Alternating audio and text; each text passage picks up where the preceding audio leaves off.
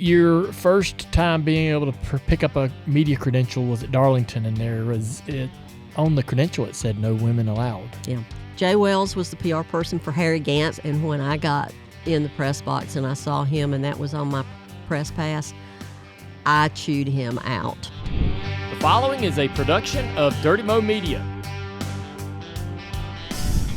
All right, everybody, it's Dale Jr. here at the Dale Jr. Download, and this week's guest is Deb Williams. Deb Williams has worked in NASCAR for decades, and just recently she won the, let's see here, I want to make sure I get this right, the Squier-Hall Award, and that is an award obviously named after Ken Squier, given to a journalist or someone in the media who's outstanding in their field. That was a special announcement made at Darlington.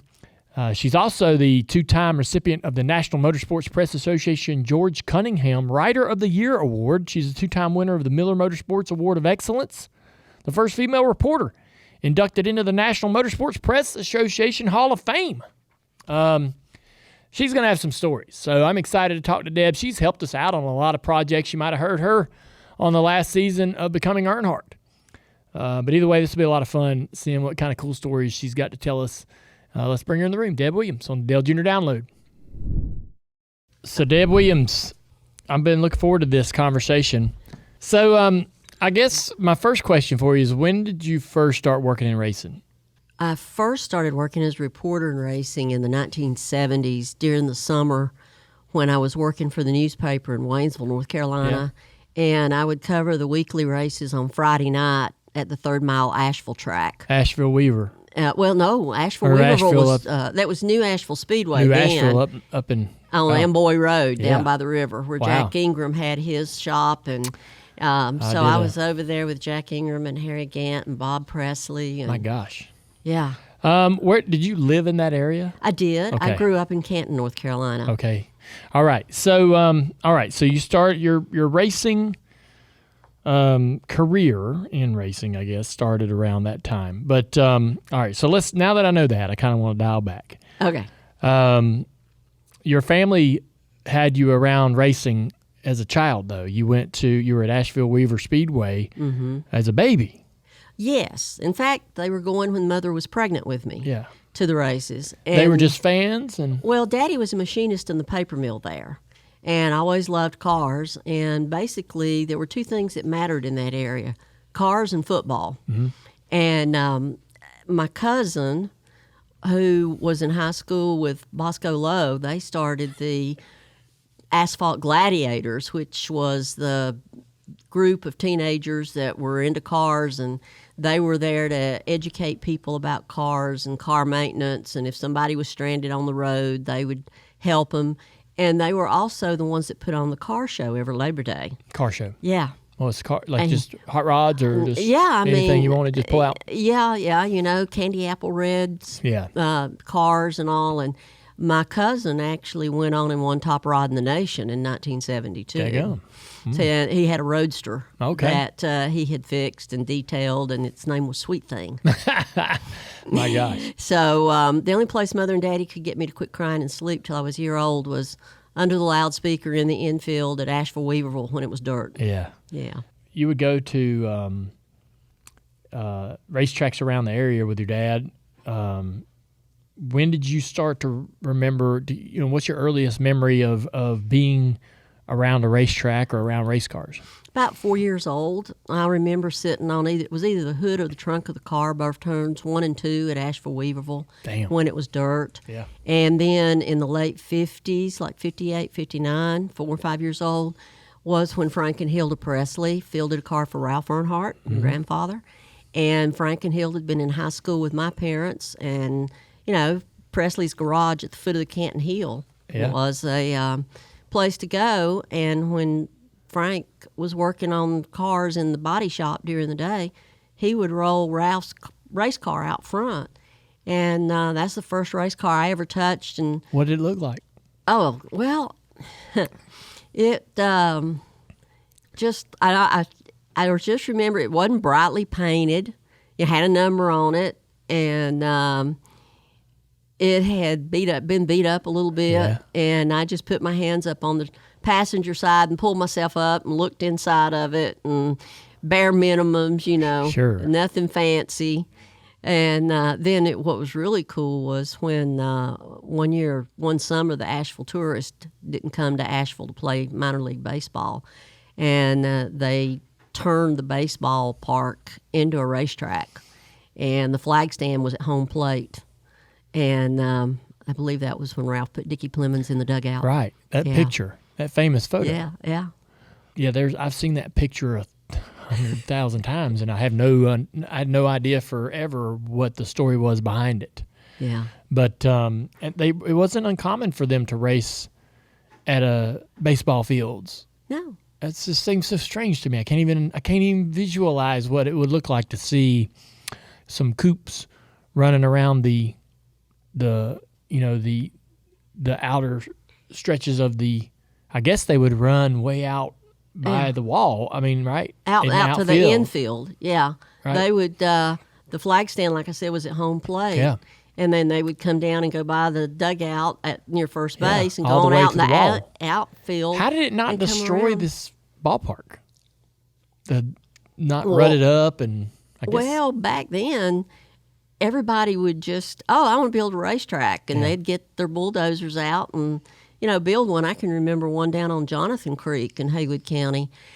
Ran one summer, and somebody just carved out a round circle in the field and put up clapboard fence and charged admission for it. And it ran one summer. That was it. Yeah. Yeah. Yeah. And, back then, you'd go by service stations, and just about everybody had, every service station had a race car in the bay that ran a hobby car or something. Local. Local track. Yeah, there's a lot of. I've done me and Matthew Dillner coincidentally had a very fond passion for documenting locations of some of these ghost tracks and stuff. And there's racetracks hidden in all the woods throughout North Carolina, that to your point, that probably aren't even documented really, that ran just one summer or ran 1 or 2 years and then disappeared into the landscape. My house is actually built on an old speedway. Where? Concord.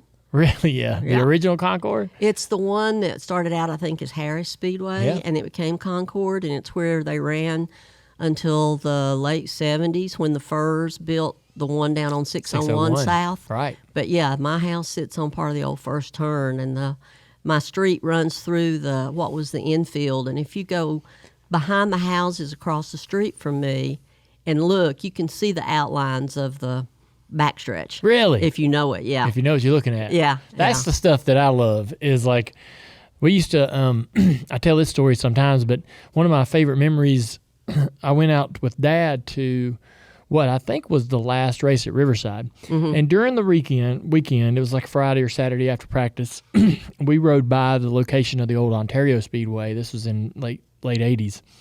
And Dad's like, yep, there it is. And I'm looking at it, and it's just a bare field, partially developed. And he's like, that bank right there is turn 3. And I'm like, oh, damn. Now I can kind of see it. Yeah. And, so that stuff, seeing that stuff and knowing that stuff still exists. There's a strip in Daytona that's probably only a block long of the original paved road of the beach course. That's still, it's all original. And there was these 2 houses. So if you look at this old photo, it's an aerial of the original beach course taken from what would be the north turn side. Way down, midway down that paved road, on the paved side is 2 houses. They're the only 2 houses, the first 2 houses that got built out there. And they were built by one of the racers that ran bikes, motocross or whatever you would call it back then, but it wasn't one of the stock car drivers.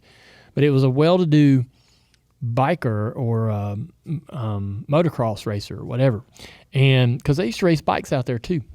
And he built these 2 houses, and one of the houses is still there. It's and it's on that little strip of road. And I think having him having coincidentally built those houses is what allowed that road, that little strip of road that's the only part left of the original paved part of the beach course, to survive. That kind of stuff really is fascinating to me. Well, what's really cool is one of my neighbors, there's a bank behind his house. Yeah. And that's where the grandstand was. He doesn't know it. And it's not as high as it was when I first moved there.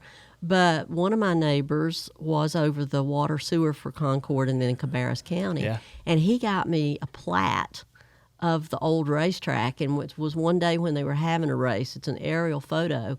And then he got it to mark off to where you can see where your houses were Yes. in relation to Oh, the track. man. So it's really cool. That is pretty cool. Yeah. I bet.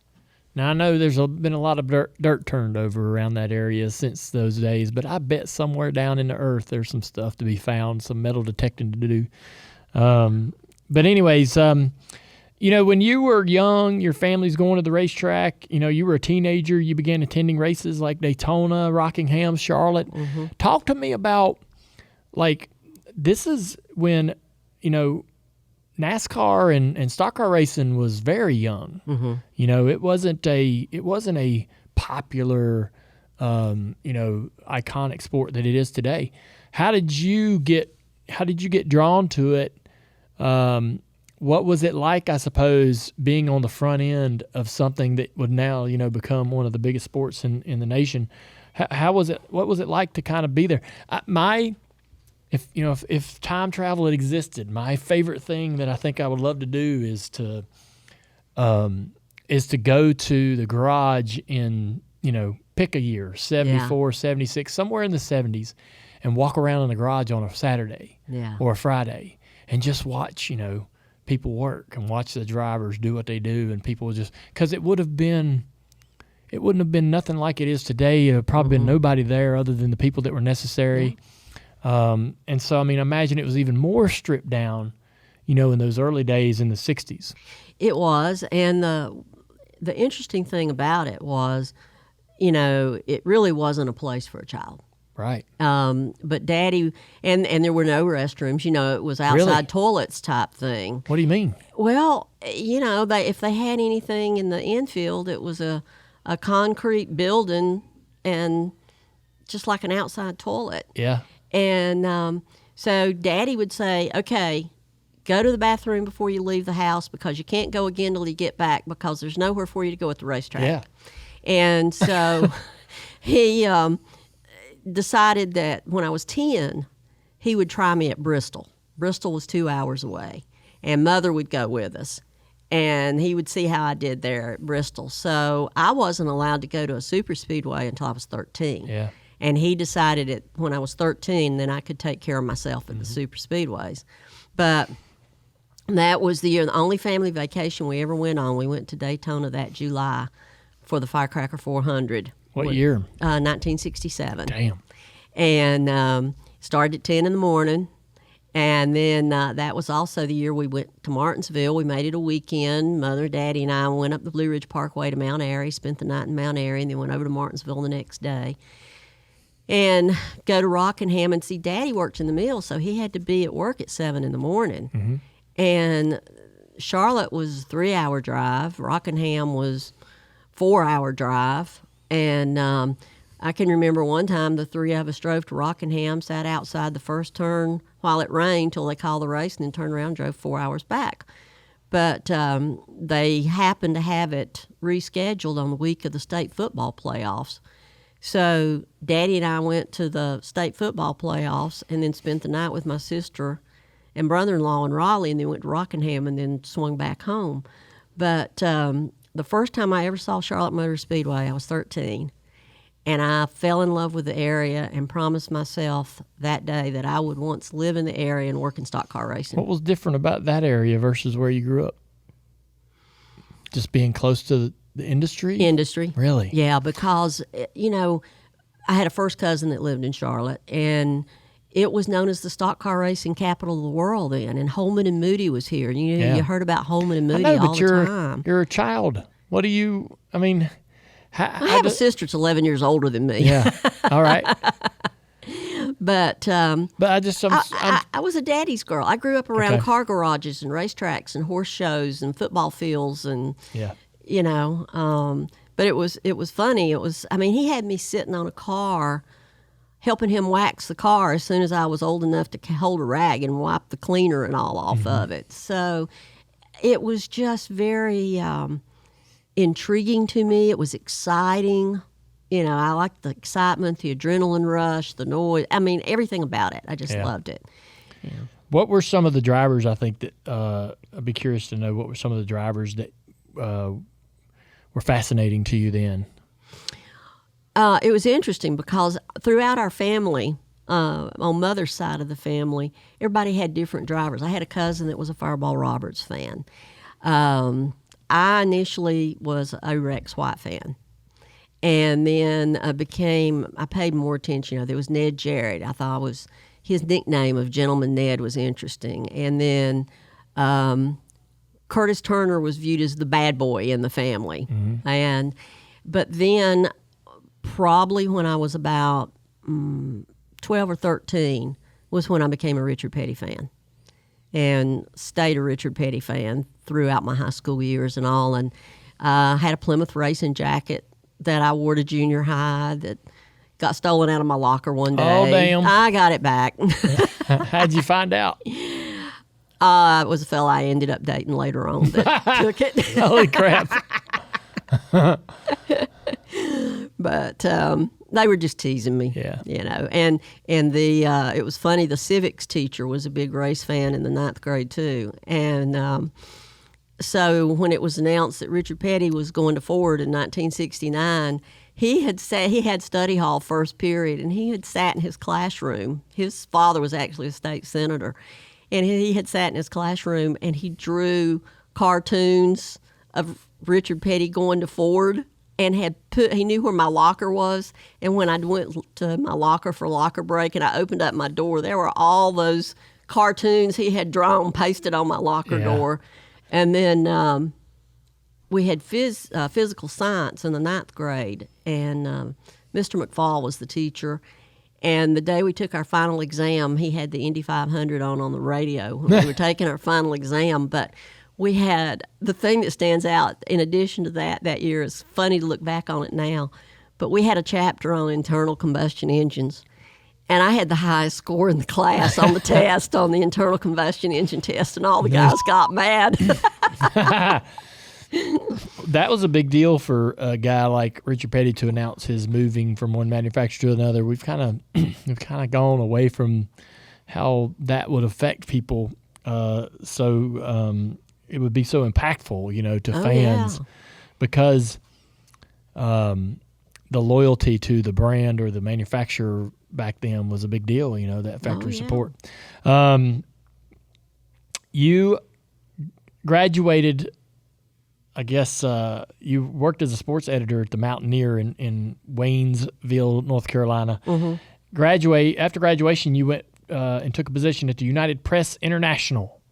Well, actually, that was after college, and I went back to Waynesville and was the sports editor and the court and law enforcement reporter at the Waynesville paper when I went to United Press International. What is United Press International? Well, at that time, there were two international wire services. They were the Associated Press and United Press International, and they serviced the newspapers, radio, and TV stations. Mm-hmm. And that's what I tell people now is the internet is just a wire service that goes into everybody's home. Mm-hmm. Whereas before the wire service was the papers, radio, TV stations would pay to get that wire service, and that's how they would get their national and international news while they focused on their local news. Yeah. And we had state bureaus, and we were located as our regional headquarters was Atlanta. Our company headquarters was New York. We had foreign bureaus, and it was crazy. You had a message wire for the entire company, and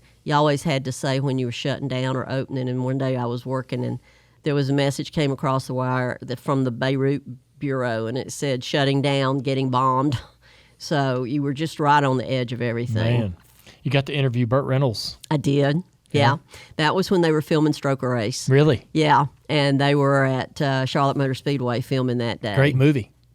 Yeah. I liked it. I loved your dad racing gurneys. Yeah, I know. It really didn't seem like a movie because you knew so many people that were in it, And the the big contract that he had in there. Yes. That's a spoof on the Darrell Waltrip Dyegard contract. Okay. Yeah. That's what that's a So spoof I think on. if, people can be. I don't know that people are that critical of Struck Race these days because it's it's from the '80s, but people have got there was a little churned up mud from some rough opinions about Talladega Nights, but I look at Struck Race. So Struck Race to me, I know that it's a comedy. Right? And exactly. Burt, you got to know that it's a comedy and know that it's going to have goofy things going on in it when you get up to watch it. But it's a really, really funny movie. And it would be probably pretty awesome to watch it with somebody like yourself, because I bet you would see, much like that contract, a lot of things in there that are connected to the true life of what NASCAR was back in those days. Whereas, like, with the same way that Days of Thunder is very tailored toward Tim Richmond, Rick Hendrick, and that sort of storyline. Right. I bet there's a lot of funny things in there. Struck Race is a lot of fun. I also like Six Pack. I thought Six Pack was a good movie. And you know what Six Pack's kind of loosely based on was when Walter Ballard had Joy Knuckles and all those as kids when they were and they they were out at Riverside and Bill Gazaway said, well, just stay under the car because you're not of legal age to be in the garage. Yeah. That's very loosely based Really? on. Yeah. I didn't know that. Yeah. Yeah, I love that. I love both of those movies. So when you got to interview Burt about, I guess you were asking him about the movie, being a part of the movie. He's coming off of, he's coming off of Smokey the Bandit and Cannonball Run and all these great, he's a big deal. Yeah. What was that like, I suppose, for the sport or the industry, I guess, to have somebody of Burt? I know the connection with Hal Needham and the 33 car and all of that, and Burt was a part owner in that deal. His name on the seat post of that car that Harry Gant drove in 81, 82. But what was it like, I guess, for the sport, the industry, the buzz, to have Burt Reynolds and them making a movie? It was a very it brought attention, a different group of people, and it brought that Hollywood magic. And I was given like 20 minutes with him. That was all I had, 20 minutes during a lunch break. Yeah.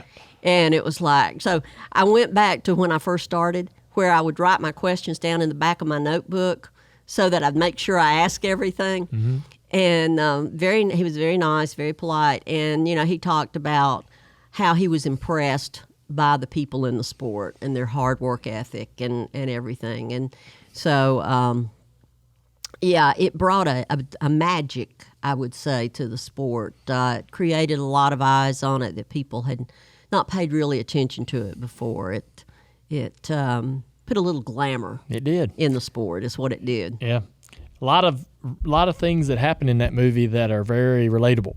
Yeah, and Days of Thunder, I can pretty much pinpoint to you where all it happened. Yeah. Yeah, because, like where they're eating ice cream. It says, don't pit, we're eating ice cream. Yeah. That was at Darlington when Benny Parsons was in the car and Harry Hyde was crew chief. Yeah, no kidding. Yeah. When do you feel like, you got your first kind of big break, I guess, to get involved in NASCAR, to start doing NASCAR full time? Well, UPI was really what gave me the foot in the door because... What is UPI? United Press International. Sorry. Yeah. Because, like I said, back then there were two wire services going head-to-head against each other, the Associated Press and United Press International.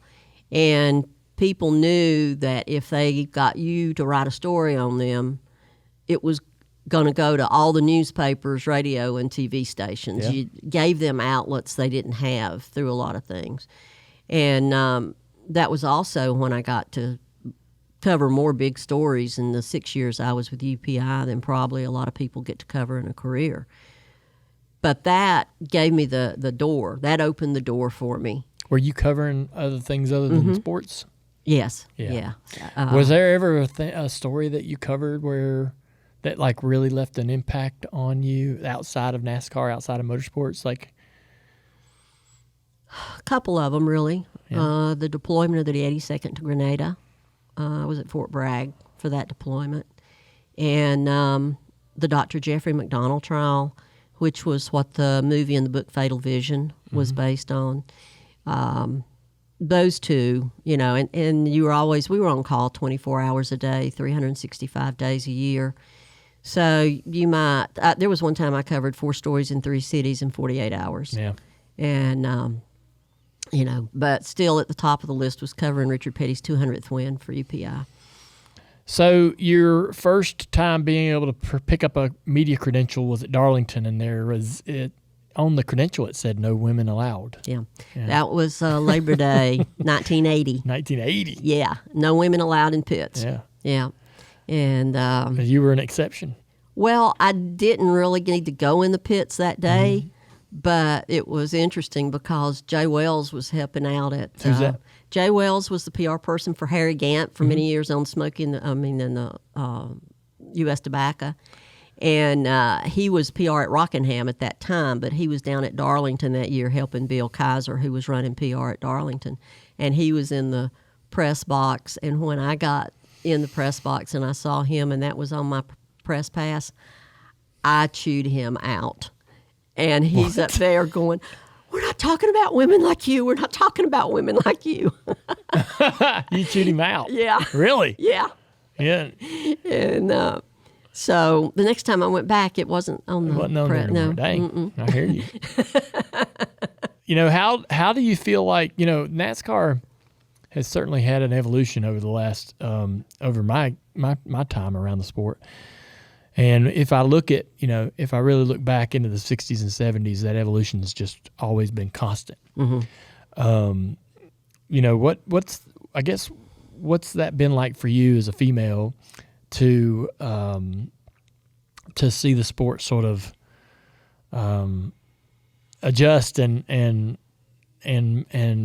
shift away from, you know, some of those policies that just didn't make sense, such as just like having that on the pit pass is pretty feels ridiculous today. But there was a time when like someone might look at that and not bat an eye, right? Mm-hmm. But today it sounds silly. Yeah. Well, it's just like women weren't allowed on pit road. Yeah. You know, at Indianapolis. Wow. And back in the 50s and all. But, you know, it was when corporate America started coming into the sport that it started to change. Yeah. Because you had women executives in corporate America. And I just I look at a lot of these young people coming along now that didn't have to deal with some of the things that my generation dealt with. And I just look at them and think, I wish you could understand so that you could be more appreciative of the changes that have occurred. Yeah. You know, because they take everything for granted. Sure. And it's just like when I started covering at Darlington, there was one bathroom in the press box. Yeah. There was one bathroom at Rockingham. Martinsville didn't even have bathrooms in the press box. And the first track that had men and women's bathrooms in the press box was North Wilkesboro, which I have always found amusing. Yeah. But Clay Earls, and he was, I just say he was so cute because he had to be in his 80s. And it wasn't the current press box. It was the previous press box at Martinsville. He comes to me and he says, "I'm thinking about building some bathrooms here in the press box." And he said, "But, you know, there's not enough women. I really can't afford to have a men and a women's. I can have two. But do you have a problem with using the same bathroom that the men use?" I said, "Clay, as long as you put a lock on the door, I'm fine." I said, "We all travel together. We're all at the same hotels. We're like brothers and sisters anyway."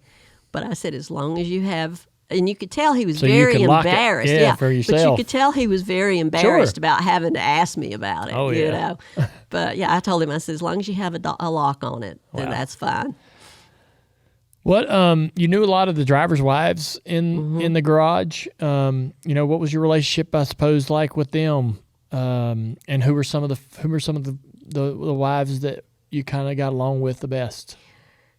Linda Petty and I got really close. Yeah. And Linda was the one that helped me the most and made the wives feel comfortable with me, that I wasn't there looking for a husband or looking for a boyfriend or anything like that. And it was my first Speed Weeks. My first Speed Weeks was 1984. And I was doing a story on Stephanie Brooks, who was Dick Brooks' wife at the time. And that was when the Winston Cup Racing Wives Auxiliary had the annual fashion show across the street at Burdine's at the Volusia Mall. Good Lord. And Linda Petty was the president of the auxiliary at that time. And when I went over there to interview Stephanie Brooks, and Linda was introducing me, and Linda Petty goes, I've known Debbie since she was just this high. And it was like, okay, Linda Petty has given her endorsement. She's okay, you know. And that was one thing that I really enjoyed. And we also ran, when I was at what became probably better known as NASCAR Winston Cup Scene, but when Griggs Publishing still owned it, and it was Winston Cup Scene, when Tide came into the sport as a sponsor, we had a feature that they sponsored once a month called Women in Racing. Mm-hmm. And that's when I really got to know a lot of the wives and all. And then the wives felt like they could come and talk to me about things and tell me things if they felt their husbands were being treated unjustly. Really? Mm-hmm. Yeah. Wow. I mean, did that ever happen? Well, I mean, Judy Parrott, who was Buddy Parrott's wife, Judy told me about one time they had complained about wanting a grandstand for the family at some track. Yeah. And she said Buddy came home and said, Judy, please don't say anything again. We had trouble getting through inspection this week. And, when Carolyn Rudd started handling sponsors and stuff for Ricky, she couldn't get into the garage. She was signing contracts through the fence. Damn. So, yeah, it was interesting listening to their stories. And I know Darryl wanted Stevie to do his gas mileage. Yeah. And so what they did, they thought would keep her out of the pits.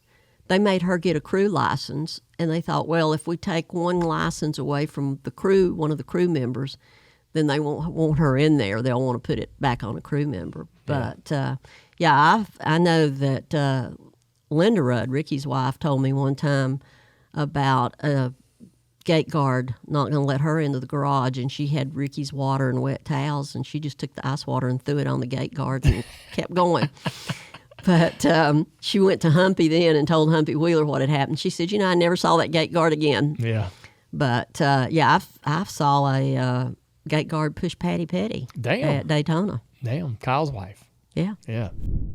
Hey, I'm TJ Majors. You may know me as the co-host for the Dirty Air Show. With me is the producer, Travis. Yo, TJ, I see you've been walking around with a new phone. Where'd you get that new phone? Yeah, man, I love this phone. I recently joined a consumer cellular family, and they hooked me up, man. I got a great new phone, and the service is awesome. That's great, but how's it at Iowa or Richmond, some of these other tracks? Because it's great when you're at home, but when I'm on the road, my phone is crap. I travel a lot with the RFK 6 team, and I have had nothing but success with this phone. It has bailed me out numerous times now. I was able to flip the hotspot on and use some internet on it, text, calls, everything, man. I could not be happier with this phone. All right, but how do I go about getting this? Because I don't have time. I'm not trying to go stand in line at a store, grab a number, wait 30 minutes. I just don't have time for that. That's the easiest part, man. Just call their 100% U.S.-based customer service representatives, and in about 20 minutes, you'll be good to go. I chose the 2 for $60 plan. It's not a prepaid option. They helped me decide which one was best for me, and I know exactly what I'm paying each month. Everything is easy to understand with no long-term contract. Switch to Consumer Cellular now and get $25 off with the code DJD25. That's DJD25 for $25 off when you switch to Consumer Cellular. Go to consumercellular.com/DJD and use promo code DJD25. You talked about covering Richard's 200th win. I was there that day, luckily. I remember the big tent after the race and the president. Mm-hmm. Ronald Reagan. I remember everybody eating KFC chicken out of a box. And I remember Dad, so usually, you had to be ready to go when the race was over. Dad was going to be moving, and you had to be where you were supposed to be. And but this particular day, Dad had a whole different disposition. And the race was over. Hadn't been a very great race for Dad, but he gets his clothes changed, gets kind of somewhat cleaned up, and he's like, all right, we're going to go over this tent. We're all going to eat. We're going to sit down. President's going to be there. And we were one row or one table away, probably 15 feet from Ronald Reagan. And while he and Richard and then I think Bobby Allison and a couple other people sat around, and I mean, must have been 90, felt like, this is like all kind of a blur, but it must have been like 100 people under this tent eating in big, long tables, like a picnic. What do you remember from that particular day and covering that? Well, first it started out, there was Secret Service at the gates, and we didn't have the fancy laptops and all that we have now. I had a TSR Model 100 called Trash 80 from Radio Shack was what I was using. And the Secret Service... Word processor? It didn't even process nothing? words. No. What was it? Just a typewriter or something? Well, it was electronic. You could send stuff over the telephone lines. Oh. Back then, we were having the water, when you had the really bad rainstorms at Daytona, water would get in the telephone lines, and you'd have to call the operator and say, I need a clear line for a data transmission. Oh. But you couldn't store a lot in there. You could store a few stories. And as it was sending, it would be running across this little bitty screen. I mean, it would fit about right here. Yeah. Like this. But the Secret Service agent went around to see if I had opened it and it had been put back together. And they actually stationed a Secret Service agent in the press box with us because, that was before Daytona was redone. Yeah. And you had a clear view down through all the suites with the windows and everything. And, this was going to be the first time a sitting president had ever attended a NASCAR race. And President Reagan gave the command to start engines from Air Force One. He was en route.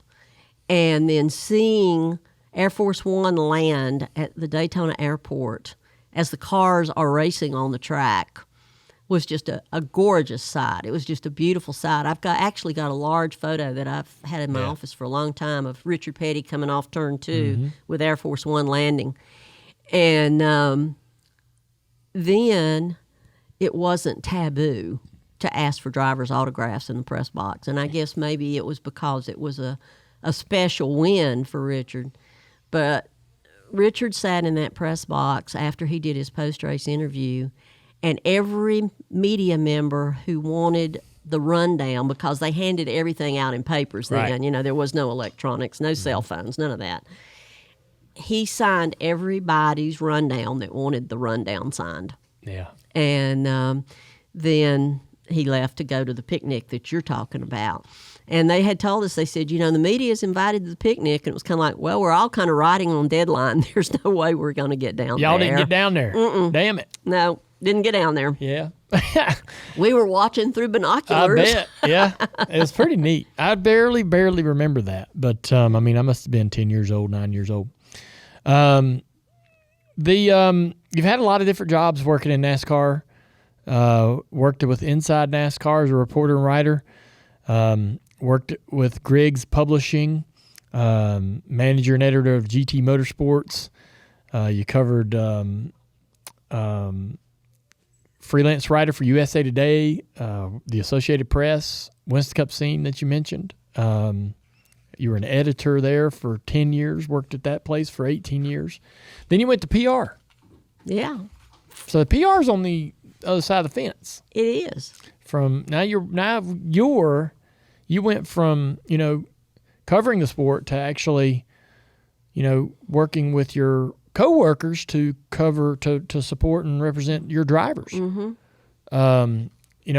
Did that go easily, smoothly? Was it I learned a lot. Learned a lot. Let me learned hear. a lot. I mean, I've seen this sport from so many different perspectives that I thought I'd never see it from, like as in the broadcast booth and car owner and different things like that. And it's really, really amazing what all is happening that I had no idea or appreciated when I was driving. You're exactly right. And the first thing that really caught my attention when I went to work for Penske was the driver's schedules. I had no idea they were so jam-packed. Yeah. And that was when NASCAR would have PR meetings with all the team PR reps in Daytona. The first thing I did that year was I stood up and apologized to all the PR reps for not asking to schedule interviews far enough ahead of time because I just didn't understand their world. Yeah. You know, I had never worked in it because racing, you were talking about it changing so much. You know, when I first started covering it, there were no motor coaches. There were no lounges in front of the transporters. That's where they hauled the engines. And when you talked to people, you sat on the tires behind or the back of the transporter. And you got your stories by building relationships and saying, you know, can you talk to me after practice? Yeah, what time? And that was the way you didn't have drivers that had PR people. And so it was an entirely different world. And quite honestly, I had difficulty adjusting to it until I went to work for Penske and got an understanding of it. Yeah. And I got a better understanding of drivers' schedules. I didn't like having drivers. I didn't think it was right to have a driver do hospitality the morning of the Daytona 500. He needed to be focused on the Daytona 500. Tell it. And hospitalities on race day were always tough. I didn't agree with that at all. But, you know, I understood why you had to get approval so early, why you had to start working on the next year in October to get everything. I learned a lot. I call that, when I did that and then worked for the Pro Cup Series, which is now Cars Tour, and Rockingham and Wilkesboro when it briefly reopened, I call that my 10 years of motorsports education because it made me see stories that I wrote that I wouldn't have written, and it made me see what? Like critical stuff that I didn't really fully understand. Yeah. But now I do. Yeah. And then it also showed me stories to write that I never had a clue about regarding the insides of the sport. And so yeah, I learned a lot from Roger Penske and Don Miller. There's I've talked to a couple friends that I've made in the journalism side of NASCAR, and they would admit to a story that they were wrong or you know, wish they hadn't written. Do you have one that stands out by chance that you're like, oh man, you know, I definitely didn't have that right, or I went and had to, you know, is there ever a time where you really felt like you had to go and apologize or say, man, I didn't get this correct? The column that really stands out in my mind as being wrong, and actually it was when Brian France actually called me on the telephone. But I wrote about how NASCAR was trying to make the drivers vanilla. And they were losing the personality of the sport and all. And then after I went to work for a race team, I discovered it wasn't NASCAR that was doing it. It was the sponsors that were doing it, and how the sponsors wanted their drivers to be because they were concerned about losing sales if their driver got into it with another driver or made someone mad. And that's when I realized, and I've told many people that when they fuss about NASCAR making the drivers vanilla, and I say, no, you don't understand. It's corporate America that's making the drivers that way, not NASCAR. Yeah. And that's the one that really stands out. Wow. In my mind. Yeah. But one time, Tim Brewer, it was after the All-Star race, and it was when Jeff Bodine was the driver. And there had been something in the qualifying, All-Star qualifying, that happened. And Dick Beatty who was the Cup garage director at the time, Winston Cup director, had penalized them or something, and the PR person for NASCAR at the time came in and gave a statement in the media center at Charlotte. Well, we get to Dover after the Charlotte race weekends, and Bob Latford, who was handling PR for Budweiser at the time, came into the media center at Dover, and he said, I think you need to go talk to Tim Brewer. He's mad at you. Okay? So I went out there, and Tim and I were sitting on the back of the truck talking, and he was really angry about what I had written. And I said, well, that's what so-and-so said from NASCAR. You mean that's what NASCAR said? And I said, yeah, that's what NASCAR said. And then he got mad about that. He said, that number 11 is my car, and if you want to know anything about my car, you call me. I said, fine. If I want to know something about your car at 2 o'clock in the morning, I'll call you. And we've gotten along fine ever since. Did you ever have any other kind of like tough conversations? I'm sure like I've been pretty lucky so far as a broadcaster to not have a driver call me or text me after a race and go, what the hell was that? There's been a few times when a couple of my friends or some people that are out there on the racetrack wonder why I'm so critical. But have you ever had a driver, and I know this because I'm a driver or I was a driver. Have you ever had a driver like give you the cold shoulder, get frustrated over something that happened and spend, the next 6 months trying to avoid working with you and try to like in their own way, like punish you?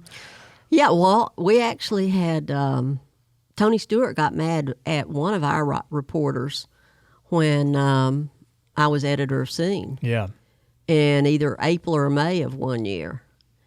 And he finally agreed to sit down and talk with me about it in October of that year. And then Kevin Harvick got mad at our photo editor and wouldn't talk to anybody at Scene. Photo editor? Yeah. Well, the photo editor was out of line. Was he? Yeah, what he happened? was out of line. Do you know? It was, I know exactly what happened. It was when social media was just starting. Mm-hmm. And he put some things on social media. Oh, him personally?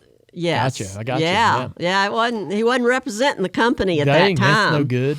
No, and Kevin actually told one of our other reporters who was going to talk to him needed to talk to him for a story, and he said, it's nothing personal to you, but it's because of this. Yeah. I will not do anything for Scene.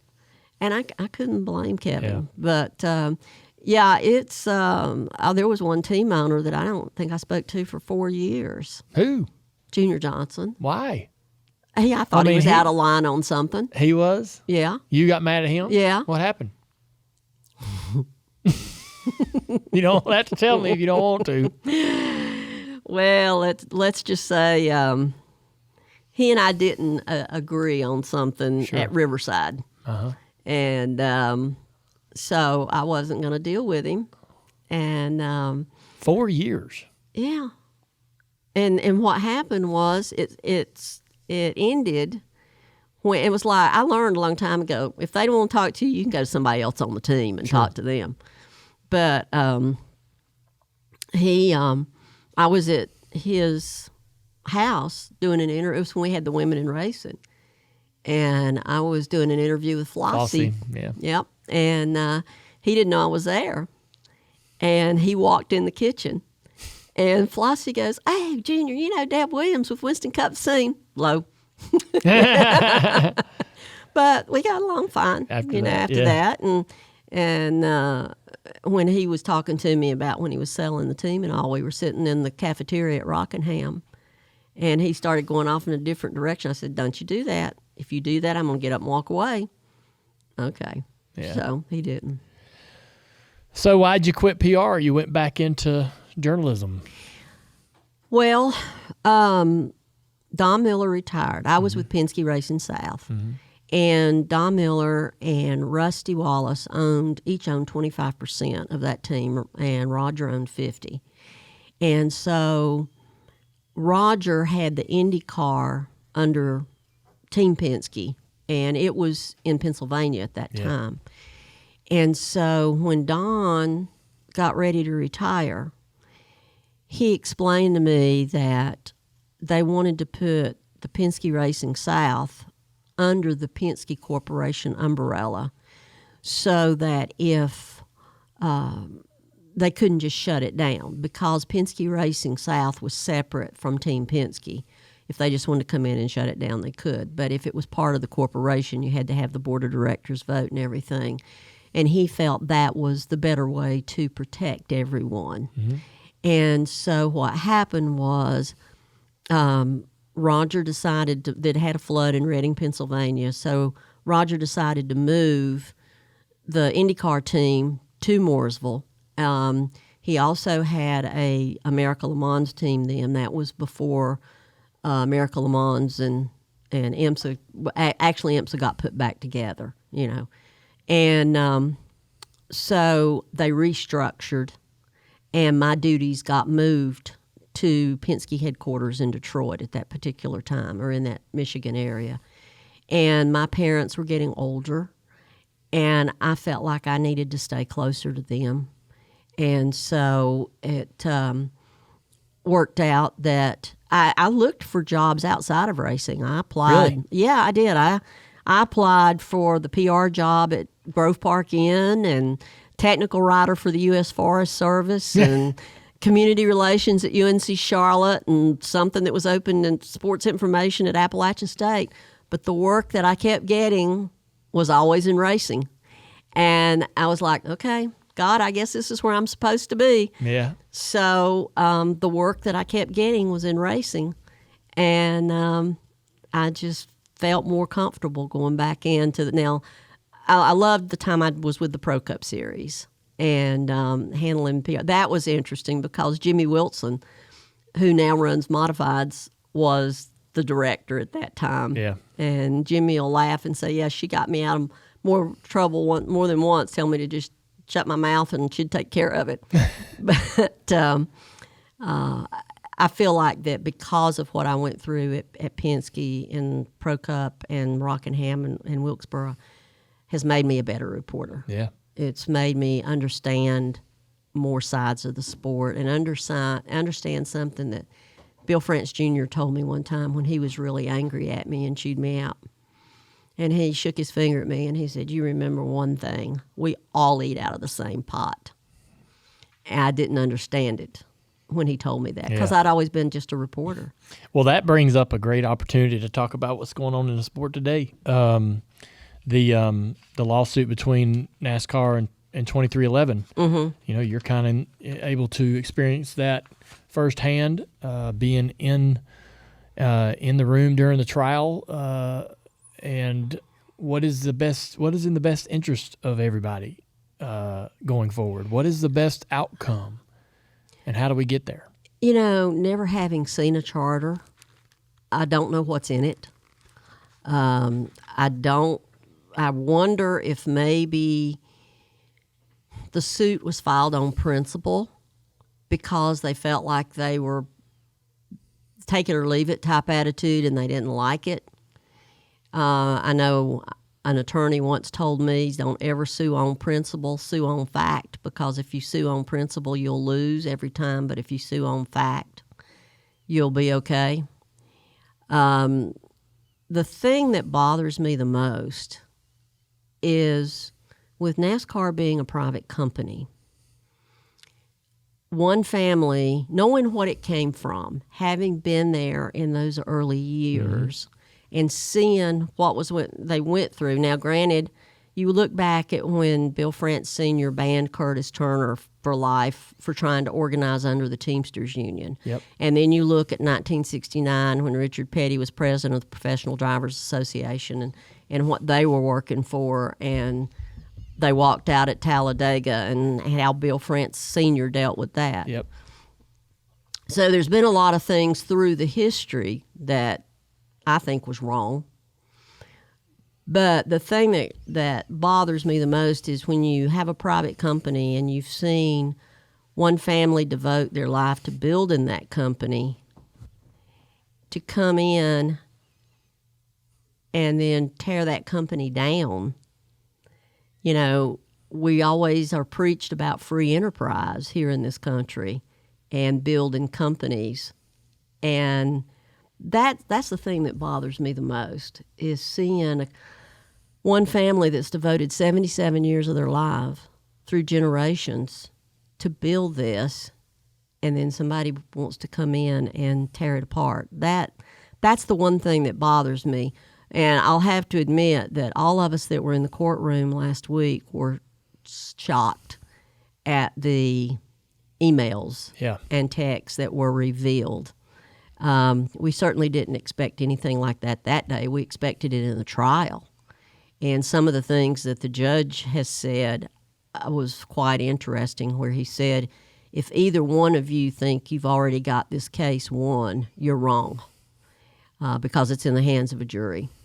And he said, if... I heard him say that he was cautioning them about a Charlotte, North Carolina jury. What does he mean by that? I think he means the fact that you've got to know how these people are, how they think, because 2311 and Front Row Motorsports' attorney is from New York City. And I recently found out that NASCAR's attorney was in college at the same time, at the same college with my niece. They didn't know each other in college, but they're entirely different personalities. And you've got to understand, if you get a jury comprised of rural Southerners that are very much, this is my business and I'm going to run my business the way I want to. Sure. They're going to have a different opinion than if you get a jury of people who have moved into the state and have grown up in a city and worked for someone else and maybe been a member of a union or something. They're going to have a different opinion.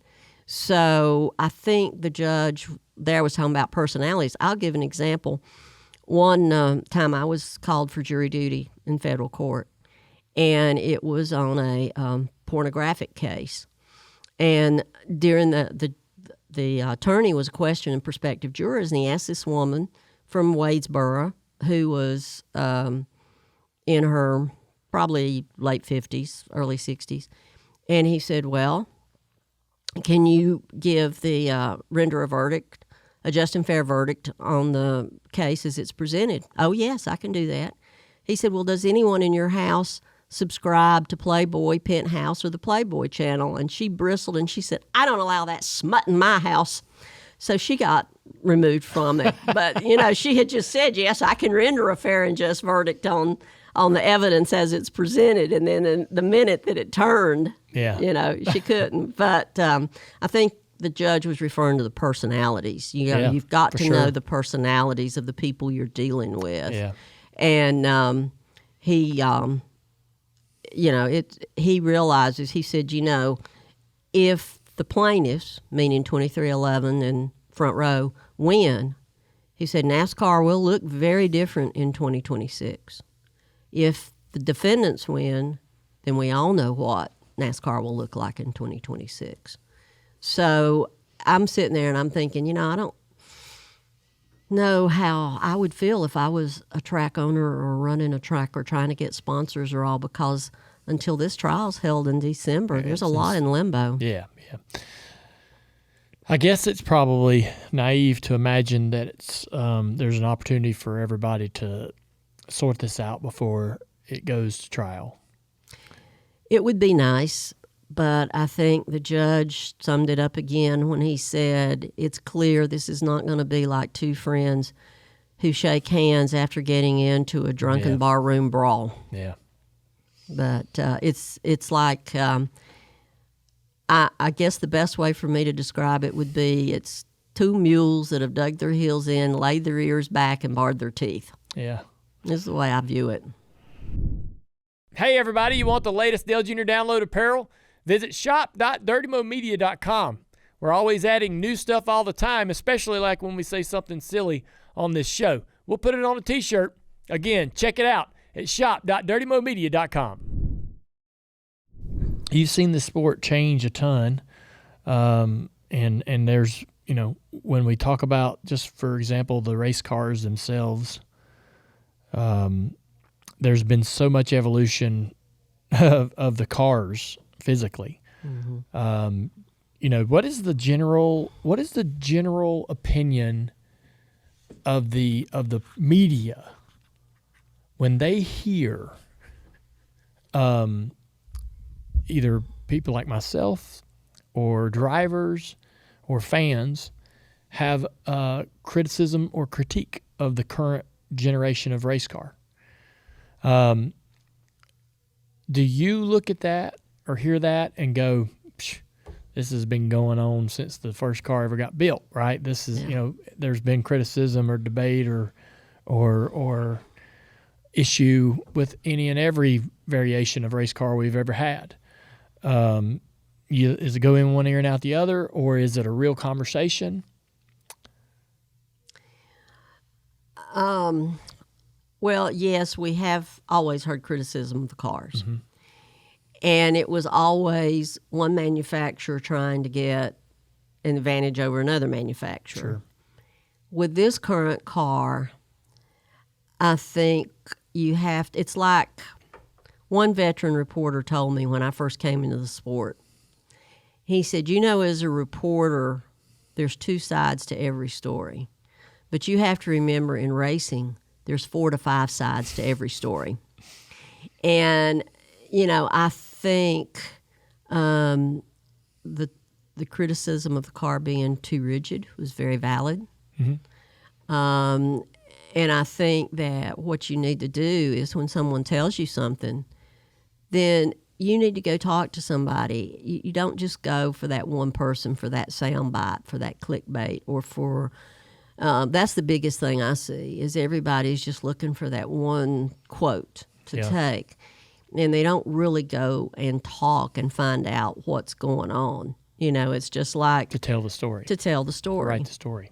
And, I think another problem you get into, when I first started covering this sport, the drivers knew as much about the cars as the mechanics did because they often worked on them or they had their own. I mean, your dad had his own Busch Series team, And I can remember one of those veteran reporters, the one that told me there's 2 sides, there's 4 to 5 sides to every story. He told me, he said, you probably know more about those cars and those engines than any of the reporters in this media center. And I was like, how could you not learn about the cars and the engines if you're going to cover this sport? And that's the thing that I see now is so many people don't really know about the car or try to understand the car or because they don't ask questions about the car. And, I think anytime anybody says anything, they got a reason for saying it. Sure. You just got to find out more behind it, why it was said and what it's doing and what's happening. Yep. There's a big conversation around the playoffs and the format. Joe Logano had some interesting comments in the week leading into Darlington during media day about the current credibility and how valid today's format is. But there is a big conversation and even a committee formed by NASCAR to come up with other ideas, other alternatives. And I believe that in the next 24 months, there will be a new playoff format. And it may resemble something we've seen in the past. Who knows? Where do you, and I guess I always kind of, I guess my questions around like the car, the next gen, the playoff format, like as a member of the media, there's a general obligation to be neutral, but at times too opinionated, right? And so I guess on the playoff format and so forth, do you allow yourself to be opinionated? Do you allow that to work to find its way into your work? If it is, it's as a column.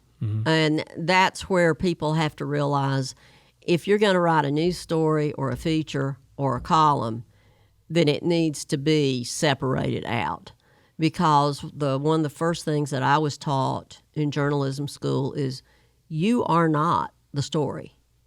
And columns, I've always had the toughest time with them because I feel like people want to hear They want to hear the driver's opinions and the crew chiefs and the team. They don't want to hear my opinion. They do. And so that I've always had a trouble with columns. It's like my first managing editor said, there's a story in everybody out there. Your job is to find it. And so if I feel strongly enough about something, then I'll write a column about it. But the playoffs are something that I think it's because as I've gotten older, I take a wait and see attitude, and more so than I used to. And I find it interesting to listen to all these different opinions. Yeah. I remember when Richard Petty won the 1967 championship by like 12,000 points, and it wasn't it was a point system that no one understood. Yeah.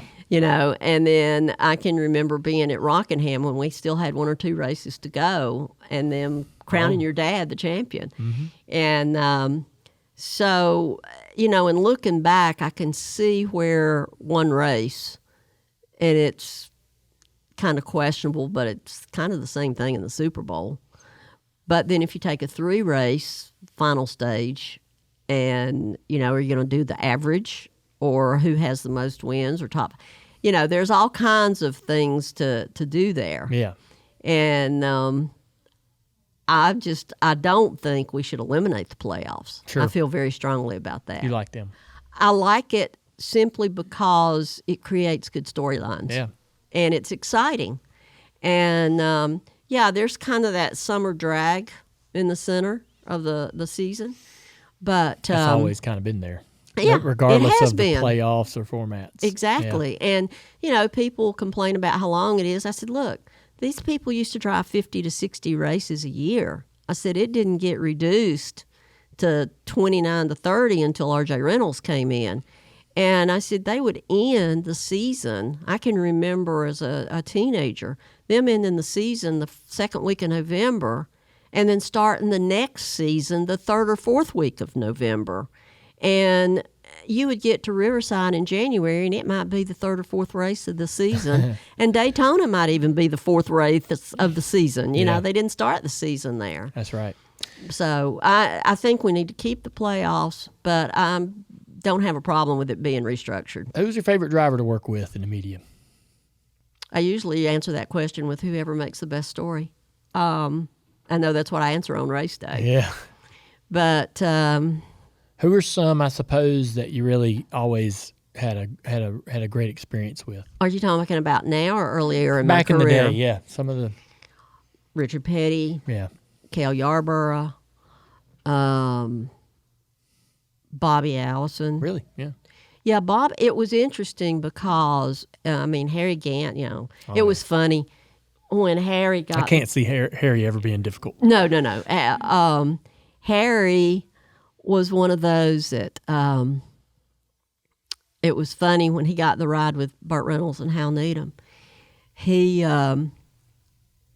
said, I called him up. I was at UPI then, and I called Harry, and I said, how has your life changed since you got the ride with Burt Reynolds and Hal Needham? And Harry goes, I get more calls from people like you. But now, your dad was one, if he got mad at a reporter, mm-hmm. he had no use for that person. Man. He would not talk to him. He would not give him the time of day. And it wasn't a frivolous mad. Yeah. He had a good reason to be mad at him. Yeah.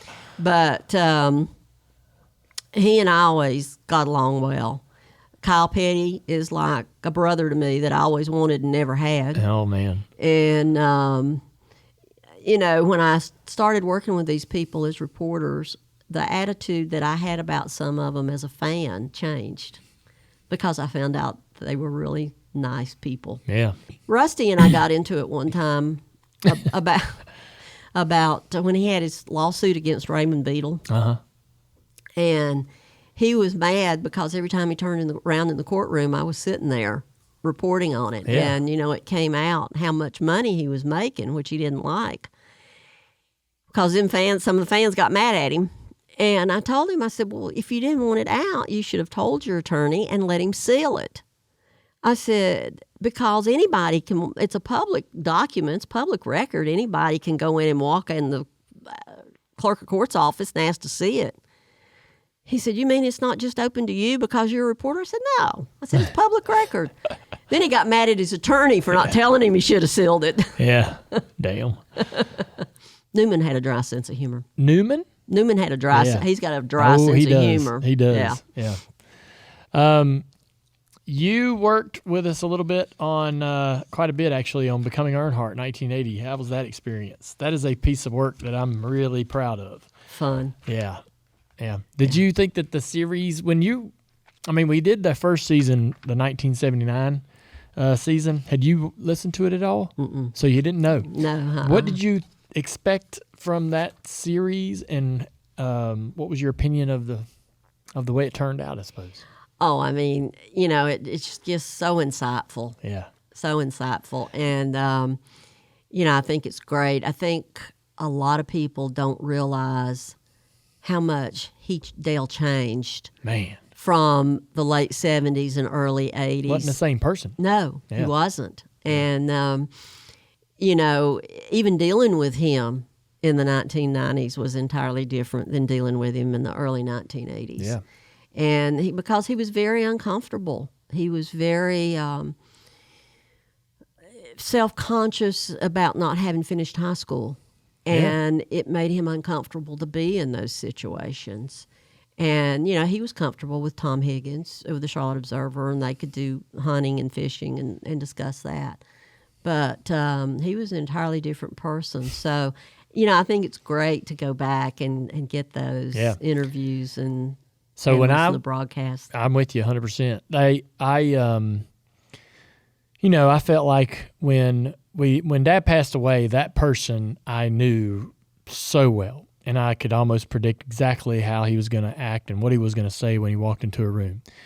And I really didn't realize just how different he was in 1980, 1974, all of that. And then until my mom, when she got sick with cancer, she finally said, all right, I'll tell you some of the real deal stories that, me and your dad went through, and some things that weren't very, didn't paint Dad in the best light, right? Yeah.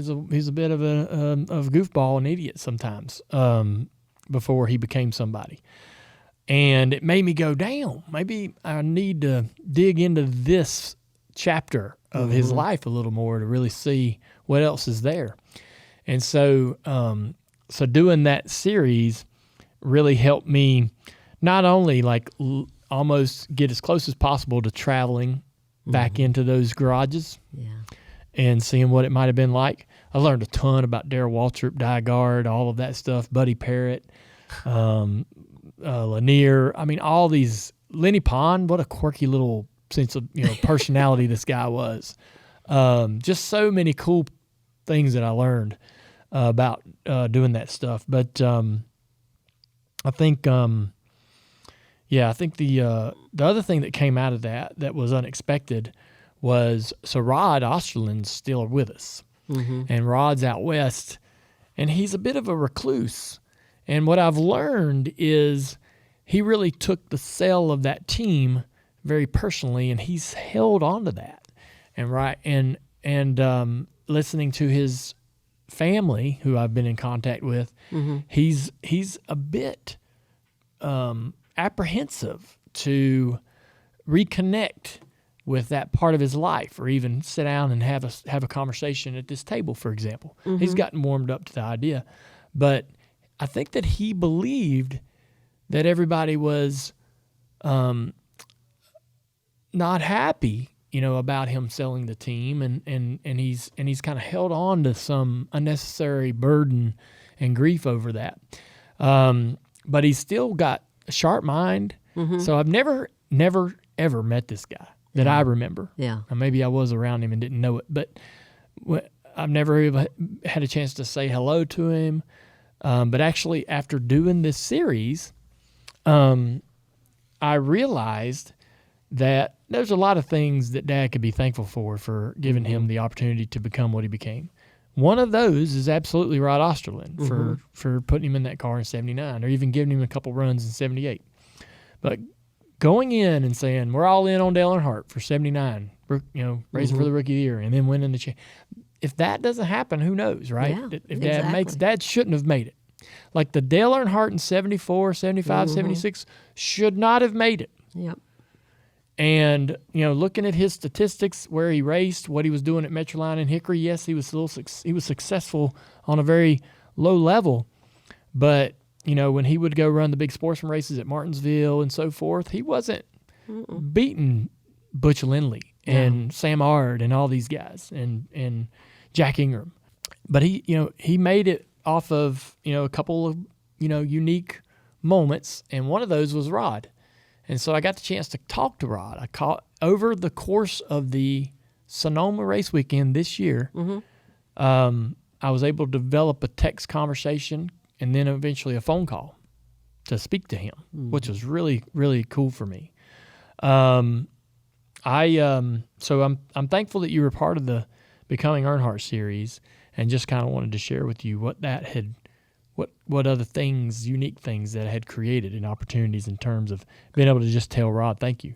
Well, that's great. I think, if I may interrupt just a minute, I think the reason maybe Rod feels that way is because your dad was hurt so badly by him selling it. And the people that thought a lot of your dad and were close to him and saw the opportunity he had and to do what he did, still being the only driver to win Rookie of the Year and the championship back-to-back, that may be why Rod's apprehensive. Sure. Is because of the hurt that was there. I think you're 100% correct.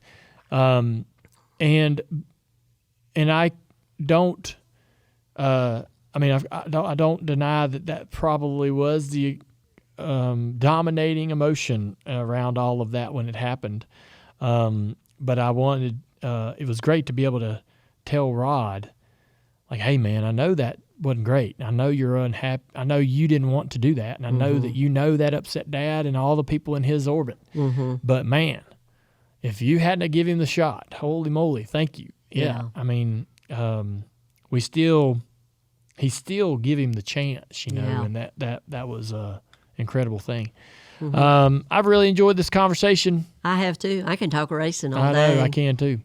We'll have to have you come back. I'd love to. Thank you. I really appreciate you sharing with us about your opinion on some of the topics of today. I think we all sort of get in the noise of the social media conversation, and I personally can get tugged back and forth in terms of how I feel about the way things are going, particularly with that lawsuit with NASCAR in 2311. A person like you that's seen this sport for so many decades is so valuable because to the conversation, you're so valuable because your wait-and-see approach is a great one. I'm starting to feel that way myself about some things in life.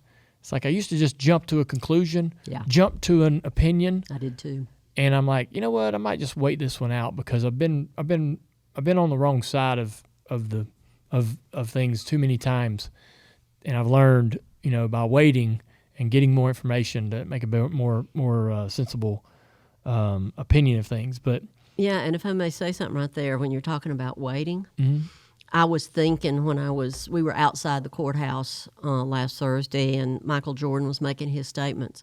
When I was with United Press International, I was covering Michael Jordan when he was playing basketball at University of North Carolina. And the night that he made the winning shot in the NCAA tournament, my state editor had stationed me in the Four Corners bar in Chapel Hill to cover what was going on in Chapel Hill that night.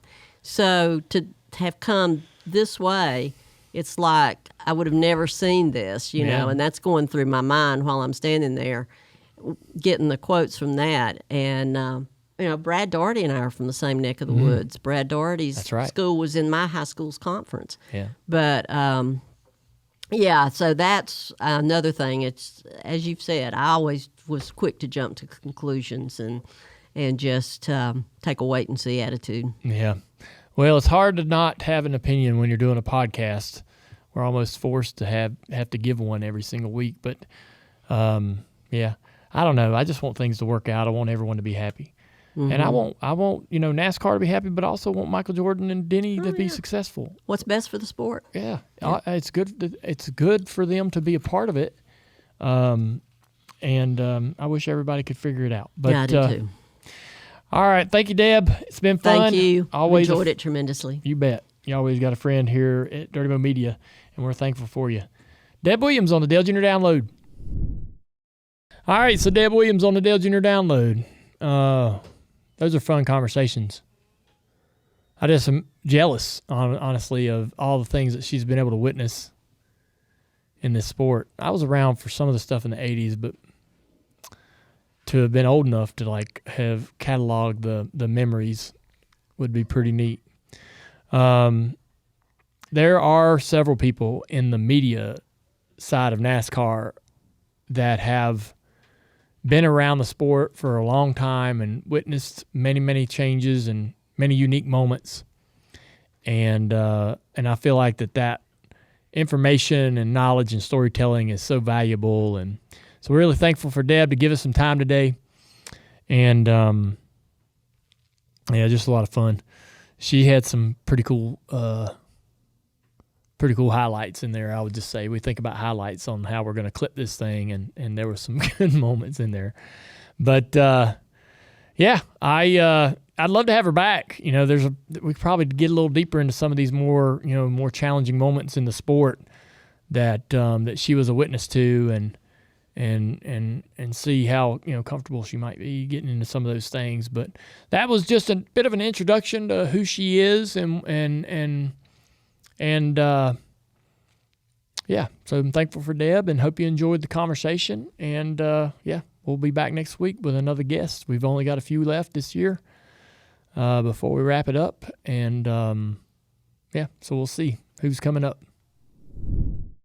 All right, it's time for the white flag. The teardown was live on YouTube and Twitter following the race, and joining them for part of the show was Chase Briscoe, the winner at Darlington. Appreciate him taking time out of his busy evening to give our team at the teardown a little bit of an insight into his win. Door Bumper Clear dropped on Monday, and they were joined by TJ Majors, and who's my co-host on the Tuesday show. Actions Detrimental also dropped on Monday night, up and down race for Denny and the 11 team. And then yesterday, obviously, Dirty Air with TJ. Herman Schrader and Speed Street will drop today. Also tomorrow, Thursday, another episode of Bless Your Heart. I'll be back in the studio with Amy. Friday, the Dirty 30 comes out, another episode of the 30-minute recap show. For everyone who can't listen to all of our podcasts, this is a highlight reel, 30 minutes long, every Friday, the Dirty 30 coming at you.